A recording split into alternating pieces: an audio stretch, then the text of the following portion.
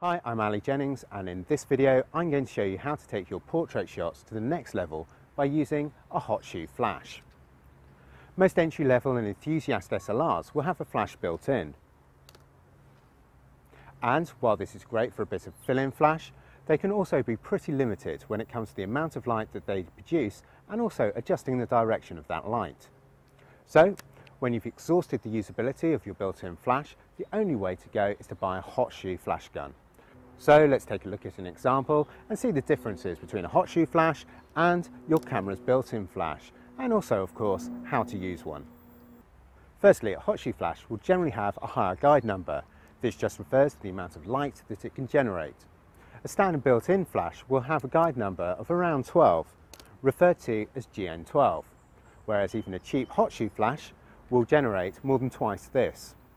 Here I have the Nissan Di600, which costs just over £100, and it produces a massive GN of 44, so a huge leap in power and light generated.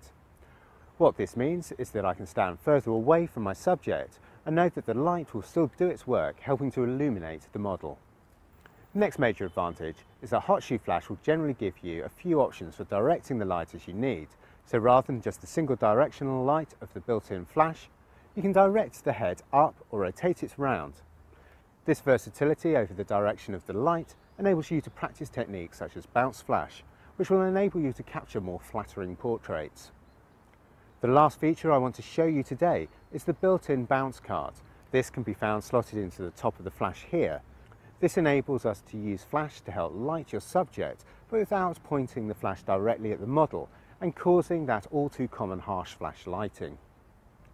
The flash gun itself, just like your SLR, will have several modes. Each manufacturer has a slightly different system, but the main principles are the same. These modes include TTL, similar to auto, and manual, that gives you complete control over the power, although this isn't available on every hot shoe flash.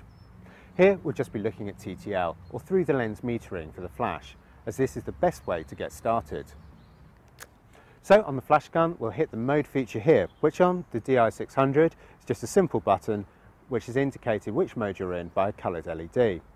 Once we've done that, we'll just slot the flash gun onto the hot shoe and the camera is pretty much ready to go. For the camera itself, I'm going to set the sensitivity value to ISO 200 and the mode to aperture priority and a value of f5.6. The metering I'm going to set to matrix. On other manufacturers set that to evaluative. Now that's done, I'm ready to shoot. So I'll take a few pictures and check the results on the LCD. At the moment I'm just using the hot shoe flash in much the same way as I would the built-in flash, using directional light, and you can see that the flashlight is pretty harsh on our model. So here's where the built-in bounce card and articulating head come into play. So first of all I'm going to tilt the head up, directing it over the head of the model. And then I'm going to pull the bounce card out of the top of the flash. Now if I take another shot and review this on the screen, you can see that the lighting, while still helping to light the model and illuminate her features, is also far softer than the directional light we had before.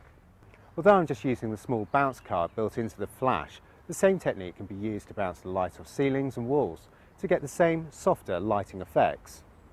Finally, as the light is no longer direct, you may find that you need a bit more power or light. So here we can use the flash compensation. You can usually adjust this directly on the flash, but most recent SLR bodies will enable you to adjust this through the camera's settings. So here I'm going to increase the flash compensation and take another shot or two. If I want more creative control, then I can switch the camera to manual mode and set the shutter speed to 1/125th and aperture to f5.6. I can then use the flash compensation to make the exposure of the model lighter or darker. As you can see, a definite improvement over the results from the built-in flash.